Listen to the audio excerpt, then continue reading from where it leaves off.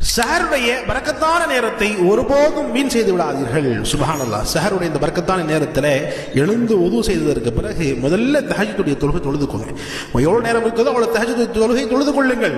அதற்கு பிறகு நம்ம சஹருடைய உணவு சாப்பிடும். பரக்கத்தான உணவு ரசூலுல்லாஹி ஸல்லல்லாஹு அலைஹி வஸல்லம் சொன்னாங்க, சஹருடைய உணவில் பரக்கத் இருக்கிறது என்பதாக சொன்னாங்க. எனவே அந்த பரக்கத்தான உணவை குடும்பத்தோடு அனைவரும் சேர்ந்து உட்கார்ந்து சாப்பிடும். தனித்தனியாக உட்கார்ந்து சாப்பிட விடும். எல்லாமே சேர்ந்து ஒரே தஸ்தரில் உட்கார்ந்து சாப்பிட வேண்டும்.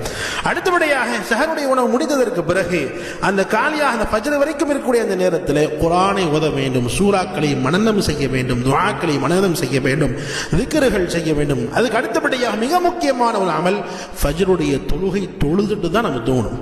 ஃபஜ்ருடைய தொழுகை கடமையான தொழுகை, ஃபஜ்ருடைய தொழுகை பரக்கத்தான தொழுகை. அன்றைய நாளில் பரக்கத் வேணும் என்பதாக சொன்னால் நிச்சயமா ஃபஜ்ர் தொழுகணும். எனவே சஹருக்கு பிறகு ஃபஜ்ருடைய தொழுகை தொழுது விட்டு அதற்கு பிறகுதான் நாம் உறங்க செல்ல வேண்டும்.